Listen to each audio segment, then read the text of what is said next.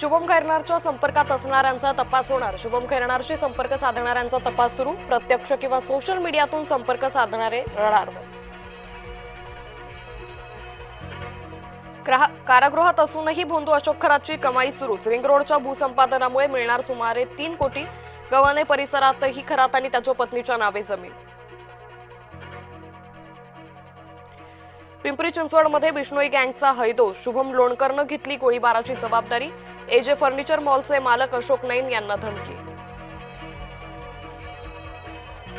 नाशिकमधील कॉर्पोरेट जहाज प्रकरण 5ही आरोपींचे जामीन अर्ज फेटाळले।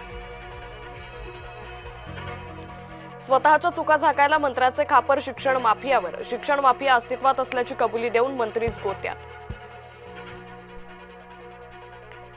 नीट पेपर फुटी प्रकरणी मनीषा वाघमारेला ट्रान्झिट रिमांड। मनीषाला आज दिल्ली सीबीआय न्यायालयात करणार हजर।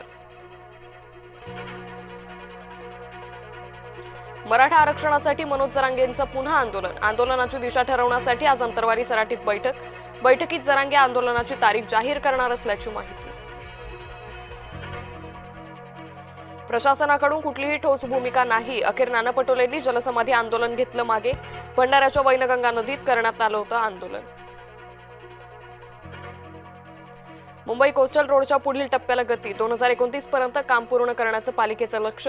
दहिसर पुढे वाहतूक कोंडी कमी करण्याचा प्रयत्न। कोल्हापूरच्या बुधगडमधील वाघपूरचे ग्रामस्थ आक्रमक। संभाजी महाराजांच्या जयंतीला मिरवणूक काढू न दिल्यानं संताप। उल्हासनगरमध्ये महिलांचा गुंडाराज। भर रस्त्यात कुटुंबियांवर लाकडी दांडक्यानं हल्ला। केस कापून मारहाण। 7 जणांविरुद्ध गुन्हा दाखल। विदर्भात पुढचे 3 दिवस उष्णतेचा येलो अलर्ट। राज्यातील सलग 3ऱ्या दिवशी सर्वाधिक तापमान अकोल्यात।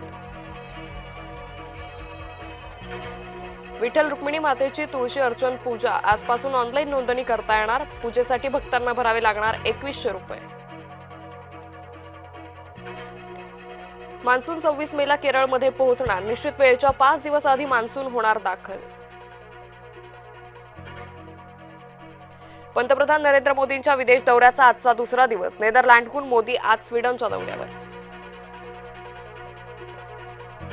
सत्ता बदलताच मुख्यमंत्री सुवेंदू अधिकारींचा पोलीस दलाला पहिला दणका। 3 वरिष्ठ आयपीएस अधिकाऱ्यांना केलं निलंबित। उन्नाव बलात्कार प्रकरणी माजी भाजपा आमदार कुलदीप सेनगरला सुप्रीम कोर्टाचा दणका। जन्मठेपेची शिक्षा स्थगित करण्याचा हायकोर्टाचा निर्णय केला रद्द। राज्य सरकारनं हवाई इंधनावरील व्हॅट हटवला। केंद्रीय हवाई उड्डाण मंत्र्यांनी मानले मुख्यमंत्र्यांचे आभार। हवाई इंधनावरील व्हॅट आता केवळ 7%। घोषणापत्राविनाच ब्रिक्स परिषदेची सांगता। युद्धाच्या मुद्द्यावरून इराण यूएई दरम्यान मतभेद टोकाला। कोणत्याही कराराविना ट्रम्प यांचा चीन दौरा पूर्ण। इराण युद्धावरून चीनचे अप्रत्यक्षरित्या खडेपोल। एकाना स्टेडियमवर मार्चचं वादळ। चेन्नईचं टेन्शन वाढलं। लखनौच्या विजयाचा राजस्थानला फायदा। आज कोलकाता समोर गुजरातचं आव्हान। इडन गार्डन्सवर रंगणार सामना।